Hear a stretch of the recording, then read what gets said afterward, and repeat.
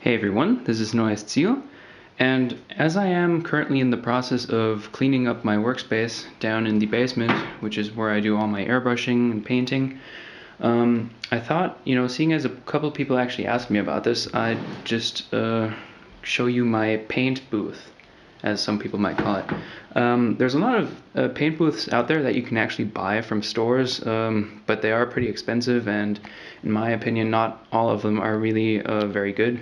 Before I built this one myself, I had one that I bought at an online store for I think 150 euros, and it was one of those spray booths that had this mesh filter in front of the actual fan, and it didn't really suck in most of the fumes. So what I decided to do was, for a lot less money, build my own without a filter in front of the ventilator, and that has actually turned out to be very effective. So first off, I'll just go over how this actually works. First, you're going to need some kind of a box, so that the sucking performance of the ventilator can be channeled, and all the fumes that you're spraying will first stay in this area. And then you're going to need some kind of hose to divert the fumes out of a window, ideally. And that's basically what I do. I have this fabric hose that I just hang out the window like so, and then I can turn on the ventilator, and as you can hear, there's actually quite a bunch of stuff in there right now, and it does a pretty good job at sucking in fumes and then blowing them out the window. So a couple of tips I could give you: when choosing the box, go with a plastic box that's clear, so that if you have a lamp like this, you can actually shine the light through the box so that this whole area isn't too dark while you're spraying in it. One thing that you might want to note is hold on, let me turn this off. I just drilled a hole in this box and placed the fan on the left-hand side, and that's because obviously I'm right-handed. So when I'm spraying with an airbrush over here, I usually point the airbrush in this direction, and the part is somewhere here. And then the fumes from the airbrush that miss the part will go into the fan directly. And if you're a left-handed person, I guess you could put the fan on the right-hand side. So this is just an ordinary bathroom ventilation fan, but you have to take note of the fan's performance that you're going to use. I used a fan that has a suction power of I think 175 cubic meters per hour, and that is plenty enough for airbrushing.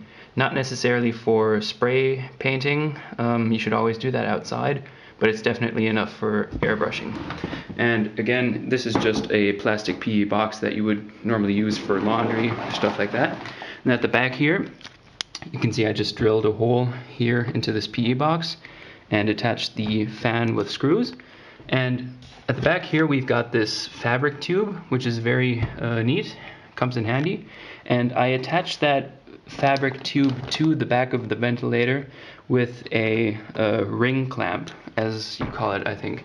This is just a circular clamp that you tighten with a screwdriver, and that's just how you fasten that pipe to the end of the ventilator, and that'll ensure that the pipe doesn't accidentally detach from the fan. So that's pretty much all you're going to need. You're going to need some kind of a box, preferably a clear plastic one like mine, a ventilator with enough power, suction power, a fabric tube, and then of course some kind of a ring clamp. And ideally you should be able to hang this pipe out of the window.